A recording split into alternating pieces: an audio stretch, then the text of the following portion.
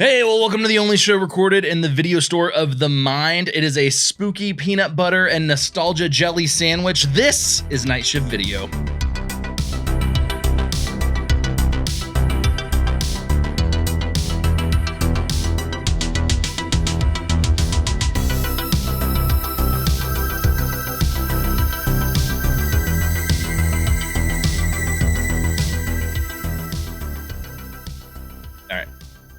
I'm a horrible host. My name is James, and today I am joined by my co-host. I'm Cody. And before we get into all the stuff, don't forget to like, subscribe, do all the internet things. If you read a review or if you leave a review on any of the podcast apps, we'll read the review on the show out loud. I actually have a review. Ooh. I forgot to get it pulled up, but we had a review left recently, and night. Stop it. Shift. Just really wanted you to know. It really wanted me to know that it is getting slightly unplugged. Here we go. It says, "Look, man, if you don't listen to Night Shift Video, you're probably the kid that got hit in the face by white dog turds. Did you feel?" So it's a funny thing about white dog turds. Yeah. My neighbor had a husky. Her name was Kirsty. Not the neighbor, the dog. Got it. And so the dog, Kirsty, she's a really cool husky, pretty blue eyes. She rode on the back of his motorcycle, like on the little bitch seat. Yep. She rode up there. And when she pooped, those bad boys turned white that day. I don't know how it happened. Dude, white dog turds everywhere. I haven't thought about white dog turds in a long time. That's interesting. So this show is split into two halves. First, we're going to discuss some kind of real world mystery or paranormal story, and then we will find a scary movie that is somehow inspired or related to that story and give that movie a little review. Our feature presentation for this episode is actually going to be based off of an H.P. Lovecraft story. So I would like to get into a little bit of the real world pseudoscience that inspired the story to be written. Oh, I am in. All right. So first of all, we have to start with this guy. His name's Charles Fort. Okay. Charles Fort basically has informed most of what we would consider paranormal activity to date. Okay. He wrote this book in 1919 called The Book of the Damned, where essentially what he had done is he'd traveled the world collecting stories and data and evidence of things that science cannot explain. Okay. So anything that's kind of been like thrown out by researchers and scientists and doctors and stuff, he's like, tell me what happened. And he puts it all in this book. And some of the things that he documents in the Book of the Damned, 1919. It's 1919 Mulder. Yes. Right? Like this is the original Mulder. This is X-Files. Yes. These are where files go to die and somebody's in them. Yeah. This is the original Mulder. I like this. And some of the things that he documented, first of all, teleportation. Okay. He is credited with inventing the word teleportation. That's cool. Yeah. Ball lightning, spontaneous human combustion, poltergeist activity, levitation, UFOs, unexplained disappearances, giant wheels of light that appear over the ocean, animals found outside of their normal ranges, out of place artifacts. He may have been the first person to develop the hypothesis of alien abduction. Really? As far as we know, at least the first to write about it. Yeah. He also believed that extraterrestrials could be responsible for a lot of the activity that he researched. Yeah. He's literally the original Mulder. Yeah. Like, literally. So one of the things he did a lot of research and writing about is what he called falls of fish or falls of frogs. So, like, essentially, like, fish falling from the sky. Like, it's raining fish or like raining frogs, like all those stories we heard. And then, of course, science has tried to explain that in a modern way of like water spouts could like pick up a bunch of fish and then like they go in the air and then it drops, on a town or an island or something, like these things can happen. But also randomly falling rocks from the sky, like raining rocks, meteorites, things like that. Okay. And he got really deep into these things called thunderstones. which they appear in like basically every continent. Some culture has a thing related to the thunderstones. They're called many different things. Thunderstones, lightning bolts, like all kinds of stuff. Essentially, it's items that have been found in the ground. A lot of times, farmers would find them when they're like plowing their fields. Sure. And it'd be like a really sharp rock, like in the ground. But other times, it's a little bit more tricky than that. It's like a tree would get struck by lightning. Okay. And they would find like this sharp rock embedded into the tree. Oh. And there was actually a case of a cow that they thought the cow got hit by lightning during a thunderstorm. And then they dug underneath where the cow got obliterated. And they found this like really sharp rock. Weird. Like kind of like a spearhead or like, or like the classic like Zeus, like these lightning bolts actually are weaponized. Like they have a tip to them. Yes. Weird. That's kind of the idea behind them. And they've been, used in tons of different God, what's the word? What's the fucking word? Just tons of different cultures. Oh, yeah. There's the word. There's the word. Tons of different cultures around the world. In Scandinavia, thunderstones were frequently worshipped as family gods who kept off spells and witchcraft. Okay. Beer was poured over them as an offering, and they were sometimes anointed with butter. In Switzerland, the owner of a thunderstone whirls it on the end of a thong 3 times around his head and throws it at the door of his dwelling at the approach of a thunderstorm to prevent lightning from striking his house. If in Italy, they are hung around children's necks to protect them from illness and to ward off the evil eye. In Roman times, they were sewn inside dog collars along with a little piece of coral to keep the dogs from going mad. In Sweden, they offer protection from elves. In the French Alps, they were used to protect sheep. Other parts of France, they were used to ease childbirth. In Burma, they were used as a cure and preventive for appendicitis. And in Japan, they were used to cure boils and ulcers. Wow. Everywhere. Everywhere. That's interesting. These things have appeared everywhere.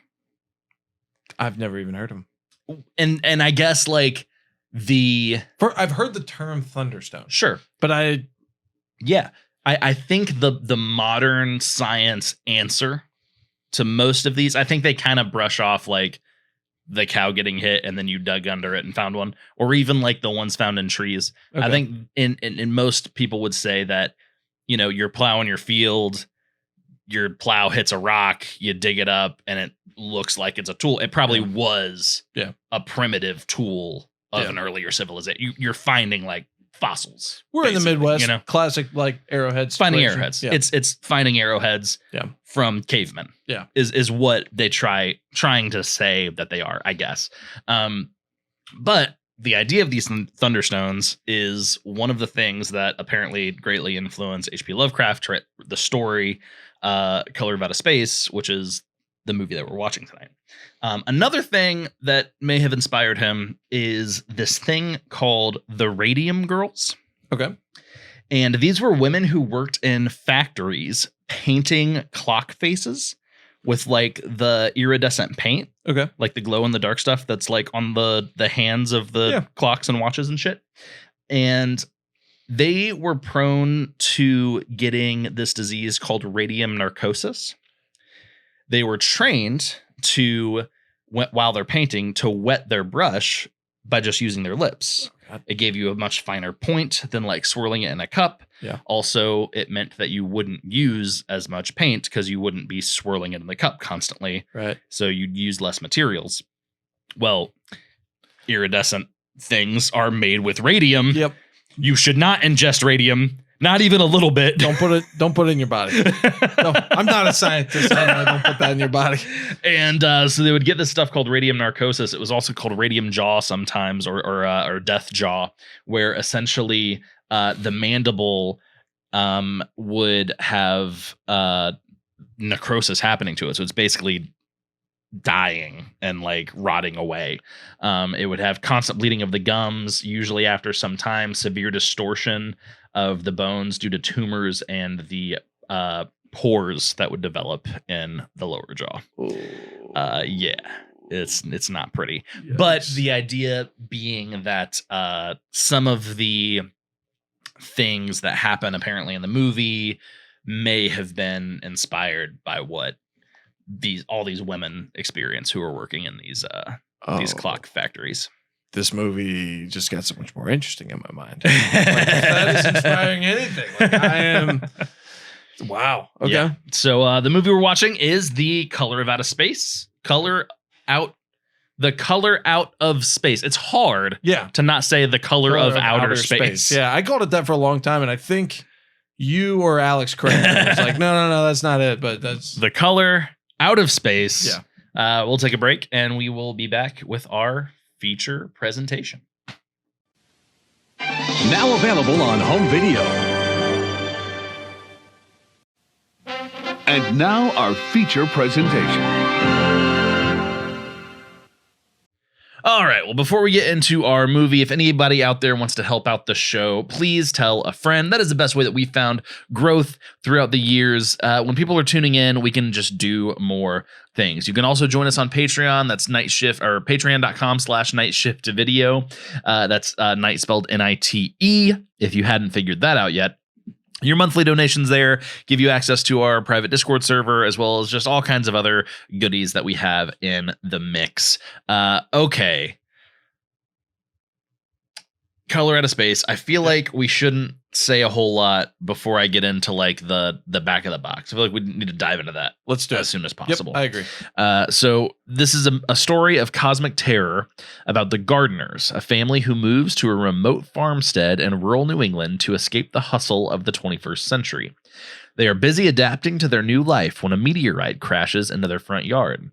The mysterious object seems to melt into the earth, infecting both the land and the properties of space-time with a strange, otherworldly color. To their horror, the Gardner family discover that this alien force is gradually mutating every life form that it touches, including them. I feel like there's not too many movies that I wish I read the back of the box before watching. Like, because most of the time it's either justifying why I need to watch it, or it tells me way too much to try to hook me. Sure. Right? Like, just watch the movie. Like any movie, I would argue, like, worth its salt. Like, you're not going to sell me on back of the box description. Yeah. This is one that would have helped a little bit. Because they never use the word dissolve for the meteorite. Right. They say disappear many times. Oh, the meteorite just disappeared before the news crews could show up and stuff. And like, I guess now thinking about it, it's like, oh, it makes a lot more sense that it like dissolved into the ground and infected the earth. Yeah. They never really the water table. Yeah. Essentially the groundwater. Yeah. And like that makes so much more sense now. And it was making like I was kind of putting that together, but it's like, oh, if I would have thought about it in that regard, I just didn't think I didn't come up with 4. I was adding 2 and 2. I just didn't come up with 4. And then like 21st Century Life, like first scene of the movie. Yeah. We did not see 21st Century Life. And that's true. Very confused. That's true. We got a old, what's her name? Lavinia, dressed as this like, I don't know, 16th century like witch, something like that. Like, yeah, she definitely had the colonial garb going. Yeah, and doing a ritual. Not quite what you expected at the beginning of the movie. Whenever some guy walks in just wearing like normal clothes. Well, and they do like 30 seconds on her, and so like I thought we were gonna do this like big cutaway, like this happened on this land, and then like, right. Well, they open with that because they say something about like they say this land is inhabited by witches and all this stuff. They open with that, and so like I'm like watching like okay, this is a classic where you see like it's a cold open where you see like 3 minutes of something, and then we go into the theme song and the credits and like So that's why I'm like watching, and then like all of a sudden in the background there's this guy in a t-shirt and khaki shorts. Like, and to your credit, what's happening? I mean, that's the formula for X-Files, and this movie kind of feels like a big X-Files episode. Absolutely, yes. So we got 2 covers for this movie. The first is this one right here. Oh, I like that one. It's very much kind of doing the 80s thing. The 80s thing. Yeah. Which they harken back to a lot in this movie. Like even just in color palettes and just effects. Oh, for sure. Yeah. For sure. And then this is the other cover that is currently out. Okay. Which I guess it probably matches the tone of the movie more. Yeah. But obviously it's a little out there. It's more cosmic. It's more artistic. It's more a little over the top. I would say I have a hard call. I think that the second one, the more artistic one, might catch my attention more if I see it in the video store. But I also think that I don't think either of them I would rent because of the cover. Yeah. So if you are listening, like I listen to our show on like Spotify and you can't see these covers, the first one is if you do a quick Google search of these covers, like one is like the title and there's like this beam of light shooting through the middle, very 80s. That one very Star Wars, and and then oddly enough, very National Lampoon. yeah. Like, I mean, like it's weird how that became a thing. I would honestly say, though, I like that first one you showed with like the beam shooting through the middle. That one would not grab my attention like in a movie store, like cruising, because it's going to have that. When you think about when I say the image, the chick standing with like the view between her legs, right?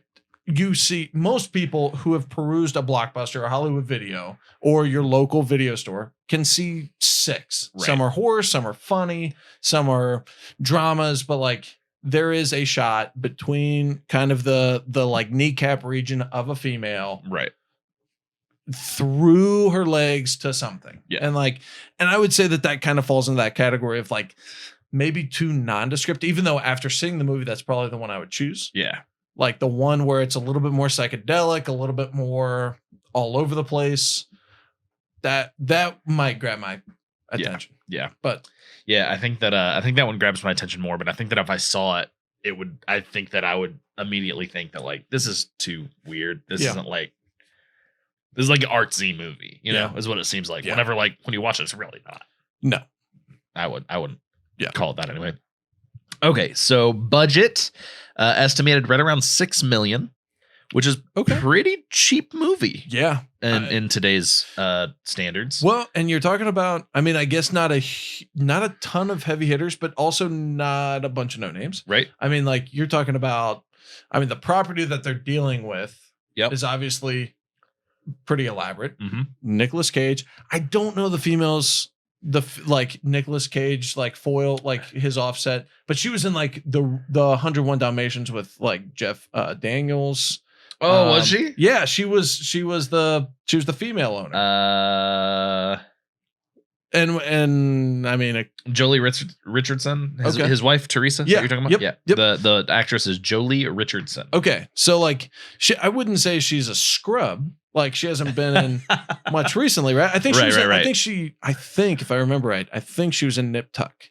Oh, okay, that would make sense. But then you have Tommy Chong, like right. Like I mean, like you have some names. So a six budget is, I would say, pretty reasonable for this. Yeah, pretty good. Yeah, you're right. She is 101 Dalmatians, Nip Tuck. She's also in The Patriot, Mel Gibson. Yep, that's right. She's the aunt. Yep.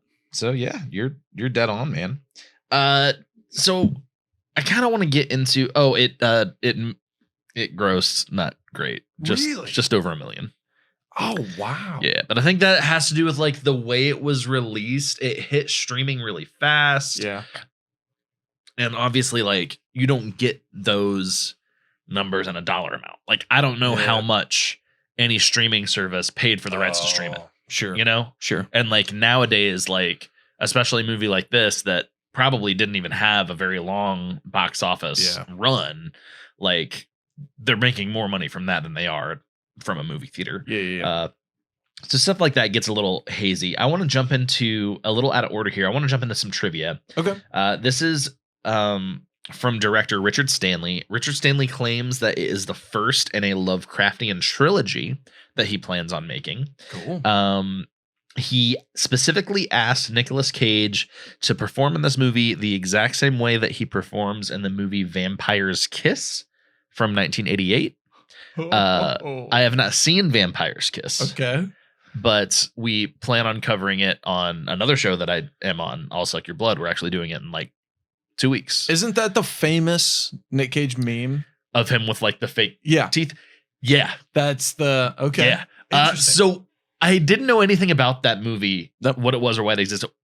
The slow pitch for that is Nicolas Cage thinks he's been bitten by a vampire. Oh no. And in his mind, he has convinced himself that he's becoming a vampire. Oh no. But there's no actual vampire. Oh no. And that's what the movie's about. Yes. I like this. Which is why in that famous scene he has like the fake vampire teeth because he's trying to give himself fangs. I like that. I'm in.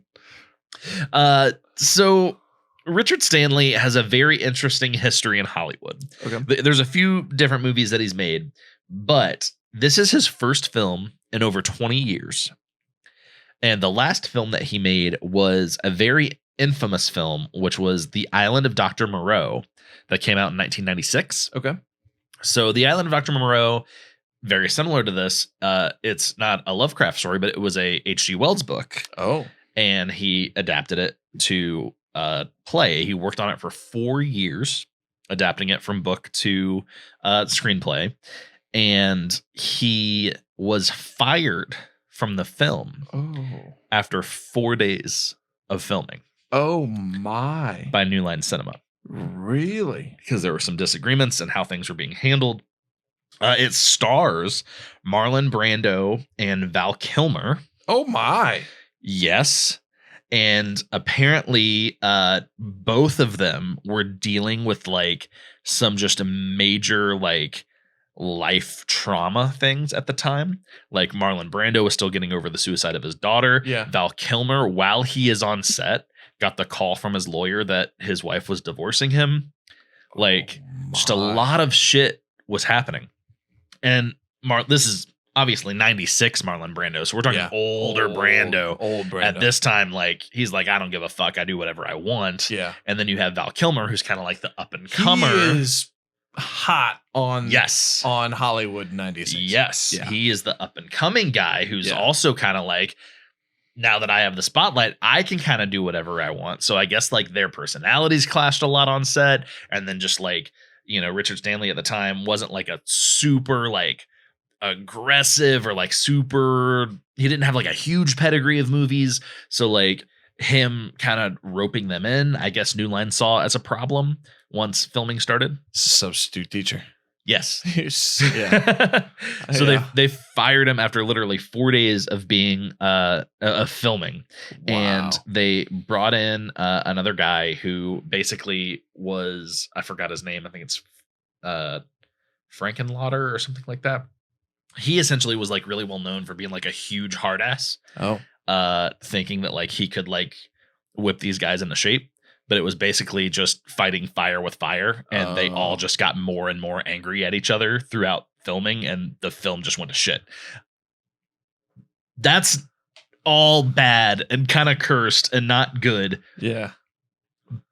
But it has been confirmed to this point. So The Island of Dr. Moreau, if you didn't know, is it's a story where basically this it's kind of like a Frankenstein offshoot. Like this mad doctor does an experiment with like splicing humans with other animals. And so the island, he is bringing people there to kind of show off like the one that like worked, but then like you find all the failed ones while you're there. Bed. Yeah. Yeah. Yeah. Well, apparently Richard Stanley disguised himself as one of the mutant extras that's just supposed to be in the background. Yes. For the rest of the filming of the movie and just like hid out on set and no one knew that it was him, trying to like make sure that things didn't totally go to shit. And he was supposed to be there. That is awesome. Good for that guy, because you know what? It takes courage to watch something fail. Right. But like to know, like I'll step in if it hits like nuclear. Right. But you know what? Oh, it just went to shit. Like, okay. Yeah. At least my last 4 years of life weren't just completely trashed. Right. Like, so he basically swore off of Hollywood after that. And actually in later years, Val Kilmer actually openly apologized to Richard Stanley because he said, I ruined your career. Yeah, I was a dick. Yeah. Which is like nice, but also like, hey, if you wouldn't have done that, like, Right. may have gotten a halfway decent movie out of And it. then Marlon Brando openly offered to like basically pay him for his time that he didn't actually, because he didn't get the money from the movie. I was going to say the 4 days he was on. Hey, I'll pay your salary for the 4 days. Marlon Brando came out and said, hey, I'll like make up the salary that you should have made for that movie. Wow. Which is a super cool gesture. Yeah. Obviously, it's weird to accept that. So like he didn't. Yeah. But I think like he's been interviewed after. He's like, I should have just said yes. Marlon Brando, he's got enough fucking money. Who cares? He didn't care. Yeah. It's nothing to him in the long run. Like, Don't look a gift horse in the mouth and say no, right? Like, no reason to be proud about it. yeah. But yeah, man. So this guy coming back to making a movie is like super big Yeah.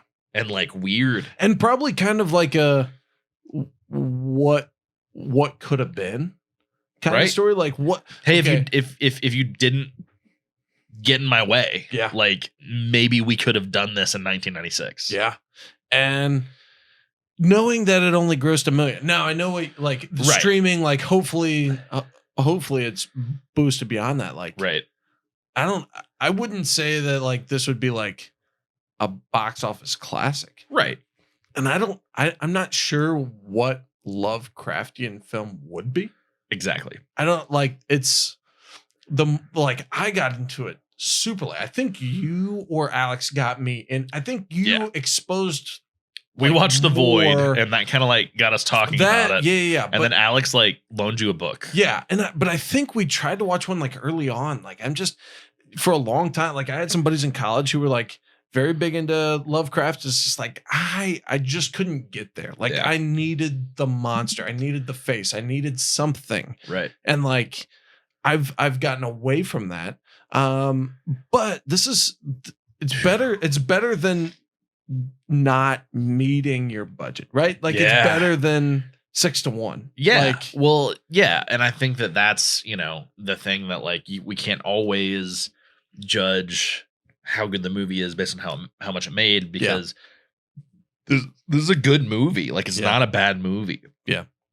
Some of the highlights, I'm just going to run through. You stop me if you want to talk about it. I'm going to start off. Yeah. Nick Cage's like maybe Donald Trump impression. I'm not sure. Dude, there's just some times where like his accent kind of changes and he gets like, It's weird. maybe it's just because I've been inundated for the last 6 months of like seeing the president like day after day and just picking up on some antics. Well, but like, we're very much in the middle of, a campaign year. And it's just but it's like part of it. Like there are some times where it's like as he's losing his mind and melting down, like he is becoming. I don't know if he meant to, but I he don't is know. becoming I don't know. Donald So Trump. I'll start off with that one. You Yeah. take the reins. I would say just like one of my highlights is just caging out in general. Like you have to be okay with caging out to enjoy the movie. And like if you're just not okay with it, you're probably going to be mad at the movie. But like that's just part of his personality, part of his what he brings to the table. You just got to let it slide. I feel the same way about Jack Nicholson. Like when you go into a Jack Nicholson movie, he is a little bit typecast. He kind of brings the same weirdness to the table every time. And you just have to accept that and go with it. Oh, and I would argue most people's like favorite actors fall into that. Absolutely. You just like it. Absolutely. And like he is what he is, but also like I'll say I don't like Nicolas Cage. I would say in like most things. Yeah. The Rock. I really like him in The Rock. But I think he like- plays really well. That character, that minute character plays really, really well for that movie. Yeah, for the most part, no. But like, especially when like maybe it's a writing job, maybe it's a directing job, maybe it falls on Nick Cage. Like, I don't know. But like there are some scenes in this where like it works. It really works. It Like works on he this movie. he is in full dad, like we even said like almost like pre-grandpa mode where Right. like you writing off this like corniness for just kind of like endearing cheesiness almost. Right. Like there's a news segment where he's like being interviewed on the news, and like it's just really good, and like he's criticizing himself. He's mad at himself for looking stupid on TV. He's caging out about caging out. Like it's good. It's almost meta where like you're watching him criticize himself for being Nick Cage. Like it's, you're right.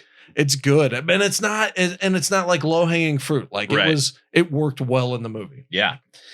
So some other things we get in the movie, we get a mom cutting her fingers off. Yep. We get crazy witchy stuff.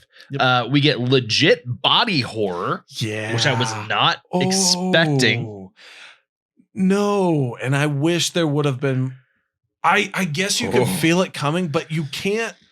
Like, I don't want to ruin it, because if somebody told me this happened, like if I described it, I think it would be ruined. Yeah. And so like, it's just good. Yeah. It's good. Like, as a husband and father, I was disturbed beyond just horror, right? Yes. I mean, I'm sure you felt it. Your son's far closer to that age than I am. Yeah. Yeah. And like, no, it was weird. And like, it's weird. And like, and I felt I'm getting too far. I felt the zombie pool, right? Like you watched The Walking Dead and you're like, oh, the guy caught his zombie wife and kept her in the barn. What's he doing? Just shoot her and get on with it. And like, no, like I felt the zombie pool. Like I felt that like, no, maybe you can't. I know. Like it was good. Yeah. It was good and disturbing. Like it wasn't just disturbing. Like, it didn't just work the story. It worked the screen. Like, yeah, I was disturbed. Yeah. We get what I'm just going to call the alpaca pit. We get lots of colors, very pretty colors. Alpaca pit. Specifically, they chose like magenta because apparently, so this is the challenge that they have converting the story into a film, is a lot of the story and why it's called The Color Out of Space is because this color that emanates from the meteorite is supposed to be like so otherworldly that they can't describe it. Yeah. And it's like the most beautiful thing they've ever seen. It's like just so different. And obviously like you can't put that on screen because if we can see it, then we've seen it. You're right. Right. Exactly. It's just not physically possible. Yeah. So what they actually did is they reverted to some real science. And apparently magenta exists outside of like the actual color spectrum. Oh, really? Okay. And it's like something that doesn't actually exist in a physical form. It's just whenever our eyes see it, it's what our brain thinks that wavelength should be. Oh, okay. So it's like we piece together a little bit of red and a little bit of blue because we know red and blue. Yeah. But like that specific wavelength is like, it's not ultraviolet. It's the whatever one's on the other end. I forget what it is. Yeah. Ultra something. Sure. But it's on the other end and like we can't actually see that wavelength of color. Huh. And so that was their like idea behind using like a magenta tone to the film for the color. And I would say like I was a little weary of that. I had seen the trailer and like you don't want it to just be like, oh my god, a pink light. Yeah. And like and like the trailers that I had seen, like the teaser trailer almost felt like the classic, what do they call it, the J.J. Abrams like lens flares. Yeah. And like that's kind of what it felt like. And it was just like, but the trailer, I will say, like it worked better in the film. Like it did. They didn't dwell on it. It didn't seem as big of a deal in the movie as it does in the trailer. Yeah, there's a scene in the trailer that actually happens fairly early on in the movie where Nicolas Cage is he gets out of the car and he's like standing there and you like see like all the growth that's happened in the flowers and kind of like the glow of the color. And honestly, it doesn't look that great. Yeah. One thing about this movie is that because of the lower end budget, there is some rough looking CGI elements that don't look great. Yeah. Yep. I think the story and the acting is good enough that it carries it through regardless. Yep. But there are moments where you can be like, if you paused it, you're like, oh, that's cheap. Yeah. And that was one of those moments. And it's highlighted in the trailer. Yeah. And I thought we were going to get a lot more of that. But we don't. You really That's usually just happening kind of in the background as like place setting. Very little focused on it. And like the few times where they really focused on it, like especially early, like it was almost like opaque. Yeah. Where like, was that a movement? Was that like your eyes are kind of playing tricks on you? So it didn't feel, it wasn't as big of a deal. It was good. Yep. I'm going to run through the body count real quick. So first we have Sam the dog ? Oh, so I got to put my boy James out on Front Street here because every daggone movie has a dog in it. They bark, they growl, they jump. I don't know. Yep. And you always say dogs aren't scary. Yep. And this movie, you said, "Oh, that was scary when Sam started growling," because he kind of has this like husky wolf look to him, and like. Dude, he did the thing where like my dog's done it once and it kind of scared me. She's a toy poodle. But like when the nose wrinkles up and then like the teeth are bared and like they hold that and they growl and like it was. Dude, I'll throw it out. He's my very first Shifty award. Goes to Layla.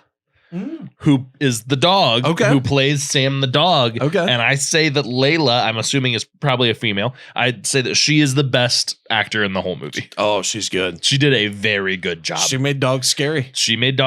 And like, and it's just, there's a great scene with her and Jack, the little boy, right before what we perceive to be her death, where she comes and like, she sits next to him. She like looks at him and kind of gives him a little lick. And then like something scary happens and she goes into defense mode. Yeah. It's all so real.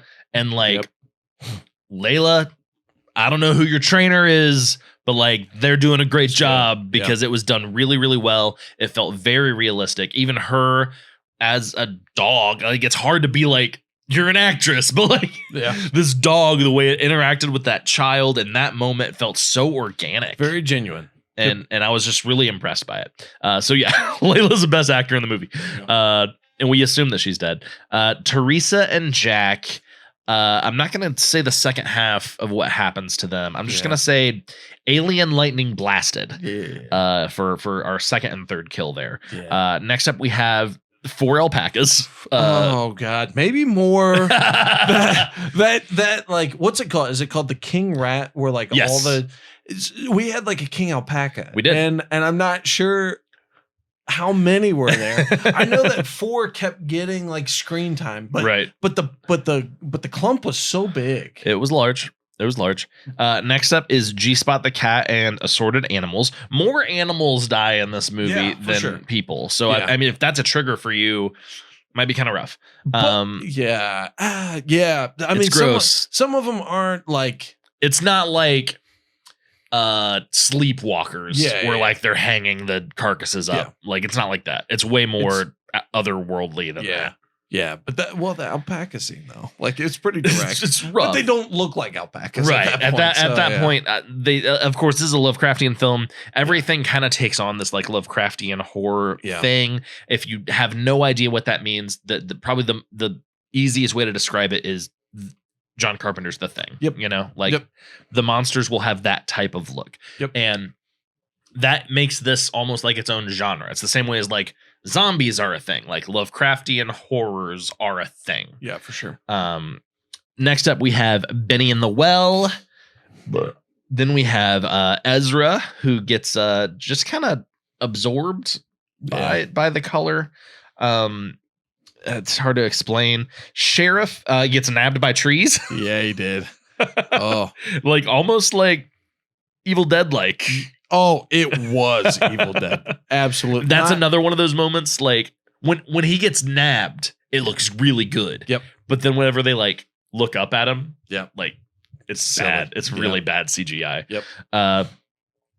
Lavinia essentially just like gives herself over to the color. I think so. And I think that I would say that what was the hobo or the squatter's name? Ezra. I would say that similar thing. Yeah. Like I think so too. maybe he was so peaceful to it that it like there wasn't much of a fight, right? Even though he was definitely gone, like yeah. And I think she kind of did the same thing. This willingness of, hey, I've been going through the Necronomicon, like I've been kind of looking for these otherworldly powers. I've been looking maybe in the wrong places, or maybe you're my answer, right? So, yeah. And then at the end, our last kill is Nathan, who just kind of explodes, I guess. Yeah. I guess. Yeah. So that puts us at 1, 2, 3, 4, 5. We'll say 6, 7, 8, 9, 10 if you include 4 alpacas. Oh, yeah. 11, 12, and then 13 with Sam the dog. So a decent body count. Decent for body this movie. count. Yeah. Which I would say is probably reminiscent of most Lovecraft type stories. Yeah. There's usually very few characters, but basically all of the characters die. Yeah. That's kind of the theme. What was creative about this is like in 13, 5 or 6 are animals. Right. And like, that's true. And so like some of those are obvious. When Sam the dog runs off, it's like, oh no. It's a classic like Homeward Bound, I Am Legend scene where like, you know what's happening. Yep. But then you got there are some scenes where you have surprise kills where it's true. like, that's not what I expected. That's not who I expected that from. So it's Yep. I agree with that. All right, Shifty Awards. We already covered Layla. Next up is Jolie Richardson, who plays Teresa. I give her a Shifty Award because I feel like she just made up a bunch of nonsense jargon anytime she was working. Yeah. I don't think any of that was scripted. Probably not. I think they were like, hey, just make it sound like you're doing something important with money. And she just like started saying shit. Like probably like numbers and percentages and, well, what if we do the 13 and the 0.489? It's like, what the fuck are you talking about? Also, the scene where her first scene in the kitchen without giving anything away. Yeah. It's good. Yeah. It's good. It's really good. Dinner's ready. It's really fucking good. Yeah. And then of course we have Nick Cage, just for being Nick Cage.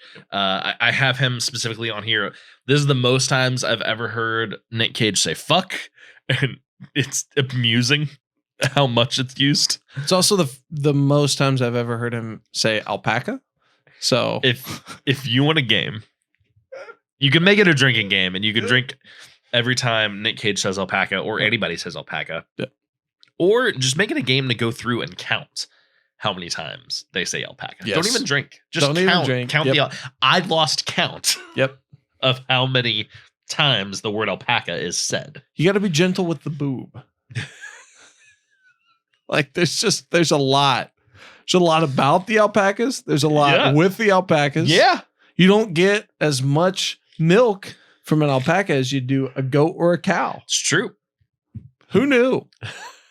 Nicolas Cage. Nicolas Cage knew. He's always known. The last one goes to Elliot Knight. This is the guy who plays Ward. Yeah. Who is the hydrologist. I threw him in there. The geologist or the toxologist? The hydrologist. Yeah. That's right. So many different titles he gets. He studies water, apparently, which I guess is a job that pays enough to buy a vintage FJ Cruiser, which is bitchin', but let's go. Whatever. The beginning parts of the movie, I didn't give a shit about him. No. But towards the end, he really is our hero and our final man, final guy, final boy, whatever. He's our last survivor. He's our sole survivor. Yeah. And by the end, I was really buying into him. Yeah. Yeah, it really felt a lot like the character. I forget what he is because it's been a while since I've seen the first season of Castle Rock. But like the main guy, right? Yeah. Didn't you get that vibe? Yeah. Of like, for sure. Like you're not supposed to be anything here. And then he kind of becomes a main thing. Right. And then by the end, you're like, wow, I really feel this character. I really feel your kind of dilemma, but also your stance in this. Like, that was Andre Holland was the actor who's the same guy who's in Moonlight. Yeah. He was incredible. Oh, and he's Jackie Robinson. Oh, yeah. 42. Yep. And it was just if you've seen season 1 of Castle Rock, like you kind of have this, like, he's a a dad, but he's also like a social worker or something, like Right, a lawyer yeah. or something, and like he doesn't give a shit about life anymore, Right. and he's kind of been assigned this case, and then like over the season, you actually end up really he's very endearing. He becomes more endearing, and then by the end, he has to make some tough choices, and you completely agree with him, Right. and like. This is kind of where Ward falls, where like at first you're just like, what are you doing? What is your purpose? And then by the end, it's like, it's kind of his ending monologue. It's right. like, it's a little cliche, but it's also like, I don't know. I feel like it's a better conclusion than a lot of horror movies we normally watch. And even Lovecraftian ones. That's like The Void. I would say that's kind of always been like its biggest downfall is like the ending is so like kind of weird and ambiguous. I feel the same about what was it? In the Mouth of Madness, which is also very Lovecraftian, does sort of the same thing. And then even that the Beyond, that Italian movie we watched that kind of had Lovecraftian vibes at the end, where like they like walked off into the basement of that building or whatever that she had bought. Kind of the same thing, and like that's sort of the token ending for Lovecraft stories. And so it was really cool for them to come in and kind of give this one a little bit more closure. And then also they're saying they're setting up a trilogy. Maybe it's 3 separate stories that have nothing to do with each other, or maybe he continues on the story. Like maybe he's in the next movie. Well, and this, I mean, they kind of did the classic, and you could take this a little bit politically, where it's like, they didn't solve the problem, they just kicked it down the road, right? Like they drowned it in a dam, but it's not gone. Like we saw the little bug at the end. Like it's the crazies solution. Yep. Where it's like, which we've always hailed. Like the ending of the Crazies remake is so great.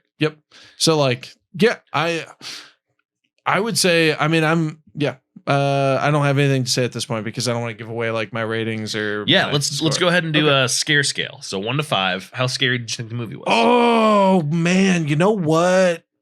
I would say that there were times where I would put it at like a 2 or 3. Right.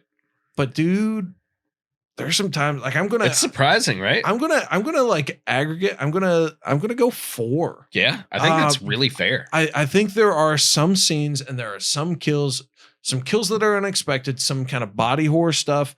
I'm thinking more with like the alpacas and like the dog. Sure. But then the body horror that we're both thinking about, just the uncomfortability, it sends it over the top. I'm gonna go 4. If it was constant, if it was more like, and then that would be a draw. I would say like 5 would probably be like a drawback, right? Where like they lost track of the story, they lost track of what they were trying to accomplish. I'm going to go 4 in a good way. Yeah, I think 4 is really, really solid. Go ahead and hit me with your final thoughts, ups, downs, chicken nuggies. Yeah, I'm gonna say I was really surprised by this when we first watched the trailer, and it may have been about a year, maybe over a year ago. We watched the trailer. I was not about this. And I remember Alex was like laughing, lost his shit. He was so happy about it. And I was like, I'm not into that. I'm not about it at all. I think we had just watched Mom and Dad or whatever that. We watched like, Mom and Dad. And it was just like, that's just too Nicolas Cage, like not good enough. Like the storyline was bad.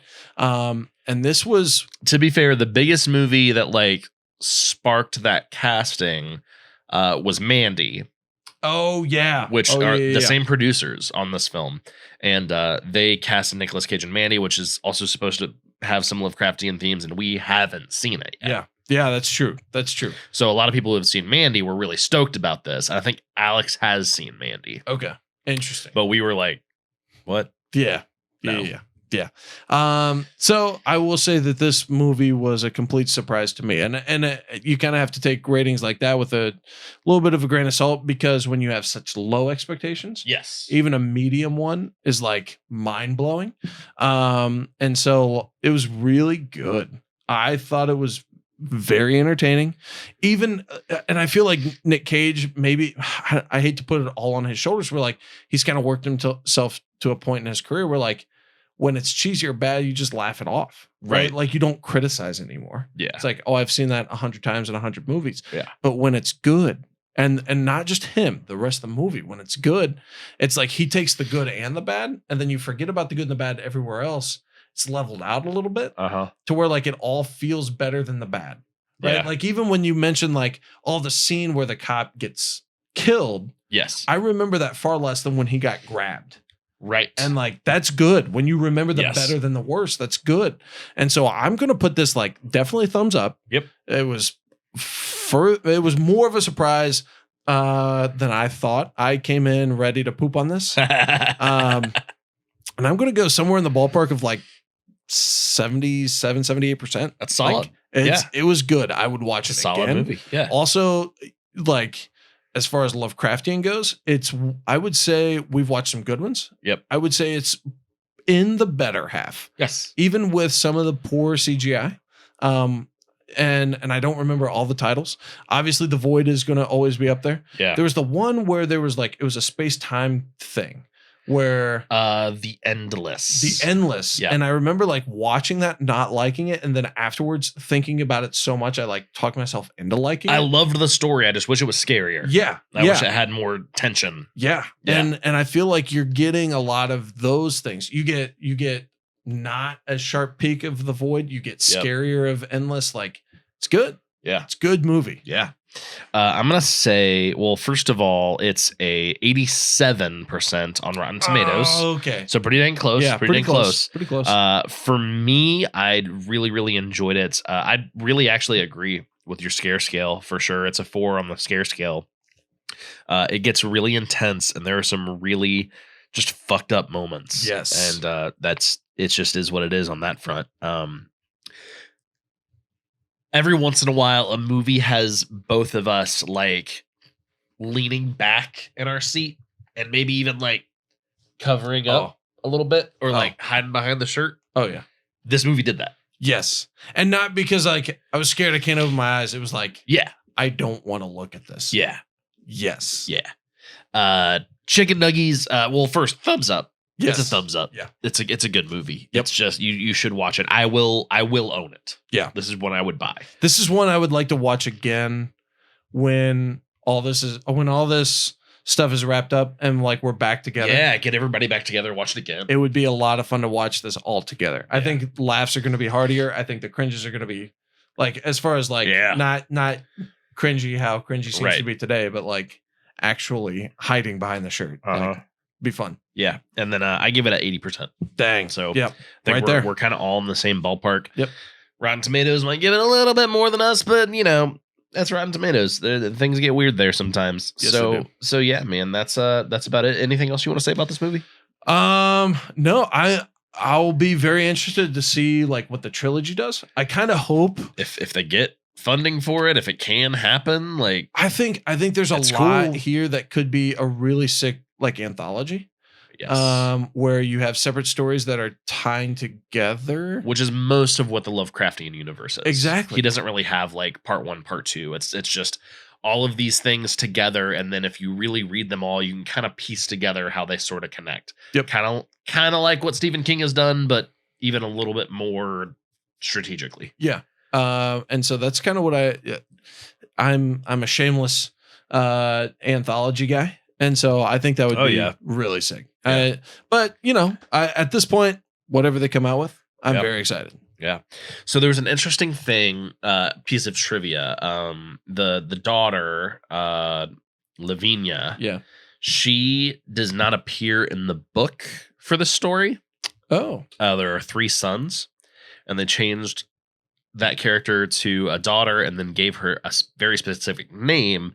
That character, that name appears as a character in the Dunwich Horror, which Stanley has claimed is the second film in the trilogy he wants to make. Oh. So that kind of opens up a door for me of like, maybe she didn't die, or maybe she has like ascended to this new form and we see her in a different form in a next movie. That'd be interesting. I thought it was very interesting that they chose a character from the next movie they want to make to be in this movie that isn't in the story originally.